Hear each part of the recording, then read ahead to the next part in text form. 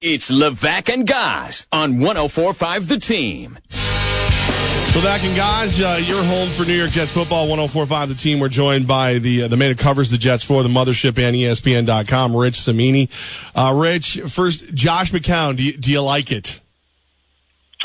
I gave it a C grade on my my free agent rankings. I mean, it's not great. I mean, he's what can you say? There were no great answers out there for the Jets. So they took a guy who was very experienced. He's a great teammate. He's a good leader. But he's going to be 38. He's injury prone. And frankly, he's been a bad quarterback over the last 3 years. Now, he's played for some bad teams, but he's been a bad quarterback. And so it's a Band-Aid. And it's not a very good Band-Aid, but it's a Band-Aid. Then the question is why? Why was it Josh McCown and not someone else like an RG3 or Kaepernick or Chase Daniel? Well, he's better than those guys. I mean, we're scraping the bottom of the barrel now. When they started free agency, I mean, they were interested in Mike Glennon. Didn't want to pay the money that he got from Chicago. They were interested in Brian Hoyer. Actually offered Hoyer more than he ended up getting from the 49ers, but he just wanted to be reunited with Kyle Shanahan. They had Jay Cutler on the radar. He was supposed to come in for a visit later this week, but that was going to cost them more money, and I don't think they were entirely sold on Cutler just because, he's not known as a good locker room guy. So they kept on moving down their wish list. I think they were down to about plan F or G, and that was McCown. I mean, Kaepernick, there's no way that was going to happen. It would be too much of a distraction. Plus, he's not very good. RG3, honestly, I think he might be finished. I mean, he's right at the end of his career. And so they just felt McCown would be a good guy. Their quarterbacks coach, Jeremy Bates, was with McCown in Chicago for a year, so there was some familiarity, so that helped a little bit. He's going to be a good guy. He's going to be a good mentor, but he's not going to last more than a couple of games. Rich Cimini with us right now, 104.5 The Team. Of course, Rich, the guy who covers the Jets for ESPN, ESPN.com. What does McCown signing mean for Bryce Petty and Christian Hackenberg? Sorry, I can't talk.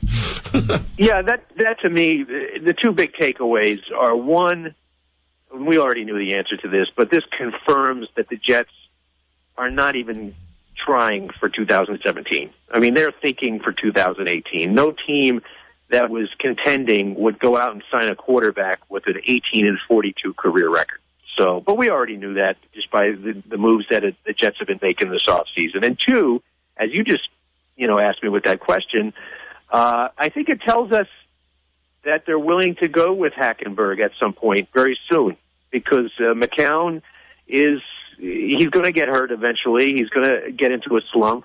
So I think it actually, if you want to look for a silver lining in it, I think it shows the Jets haven't given up on Christian Hackenberg and that they're going to be prepared to play him sometime this season, perhaps very soon. Rich, does this, in your mind, are they potentially going to draft a quarterback this year as well? I certainly think that's a very good possibility. McCagnon likes drafting quarterbacks. The problem is he hasn't drafted good ones. I think that would, he needs to stop that trend. And so, yeah, I mean, will they take one with the sixth pick?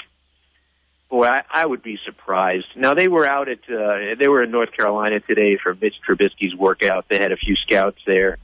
They're going to go to all these pro days and do their due diligence. But I don't think they're going to pick a quarterback at 6. Could they pick one later in the first round?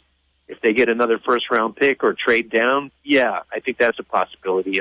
Certainly a possibility to pick one in the second or third round. If that's the case, that means there's going to be another year of 4 quarterbacks on the roster. Will they enter a season with 4 quarterbacks on the roster, or is one of those guys going to be potentially on the move? Yeah, I don't think they'll do the 4 thing again. That didn't really work out too well last year for any party involved, especially Christian Hackenberg, because he just didn't get enough practice time. Bryce Petty would be the odd man out. Bryce is much like he was last year. We thought he could be the odd man out. They ended up keeping 4. Bryce is, they value Hackenberg much higher than Bryce. So I think Bryce had a chance last year. He did not play well. under some difficult circumstances, and so his star has fallen a little bit. So I think he would be the odd man out. Rich Cimini with us right now. Of course, Rich, the guy who covers the Jets the right way for ESPN. If you're not following him, you're not following the Jets. All right, so you said no quarterback with that 6th pick. If you had the pick, where would you go, even if it's just a position? Well, even though they've been drafting defense for as long as anyone can remember, I think they'll probably end up going for it. If they stay at 6, I think it would be a defensive player. And the reason I'm saying that is because if you look at the draft, it's just heavy with defense at the top of the draft. You could argue that five or six of the first, the top 6 players are defensive players. So I think they could end up with a defensive back, either a safety like Jamal Adams from LSU or Malik Hooker from Ohio State, or a corner from Ohio State. Marshawn Lattimore is a very highly regarded corner.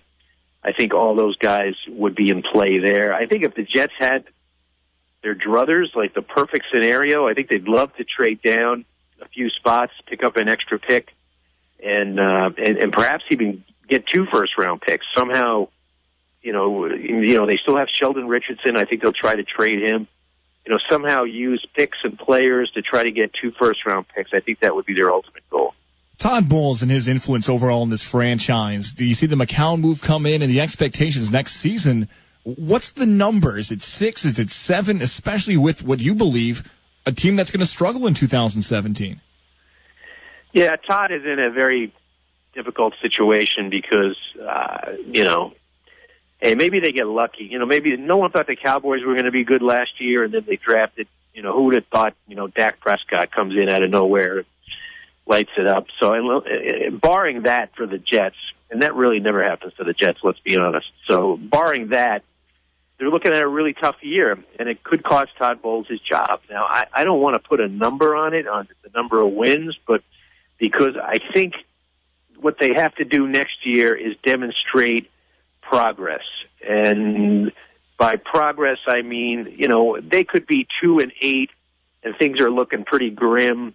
But what if over the last 6 games, they win 4 or 5 out of the last 6, and Hackenberg comes in and he's playing well, and the season ends with the arrow pointing up? Well, then I think Todd Bowles would come back for another year. It's all about which way that arrow is pointed at the end of the year. It's all about progress.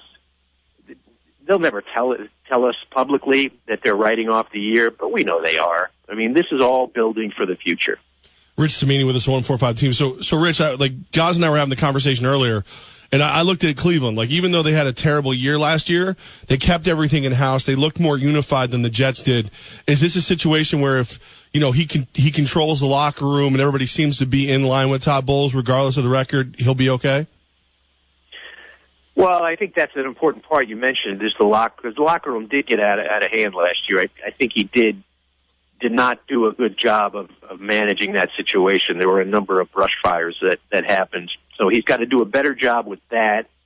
And the record matters. The record always matters in football. I mean, if they go 4-12, I don't care how many young players he's playing. He's not going to make it. I mean, 4-12 after 5-11 is a recipe to get fired. So, if he wins 6 or 7 and things are looking up at the end, I could say, yeah, they would keep him for another year. But it's a bottom line business, and it's all ultimately judged on wins and losses. How excited are you to have Rex Ryan join the family? Yes, I haven't had a chance to catch up with Rex, but that was no surprise. You knew he was going in that direction. He did the thing on the day of the Super Bowl. I thought he did a pretty good job, and it's going to be interesting. I think Rex will go through some withdrawal. I think coaching is really in his blood. It's been in his blood his entire life. So I think it's going to be a difficult transition for him. And I'm just curious to see how filtered he really is, because if he tells it like it is, and just is Rex being Rex, he'll be great. He'll be opinionated and funny. But if he thinks he might get back into coaching someday and he doesn't want to offend anyone and he kind of scales it back, then I don't think he'll be good. So I'll be interested to see what kind of approach he takes. Rich Cimini, man, we know you're busy today with everything going on in Jets land. We appreciate your time. All right, thanks, guys. Take care.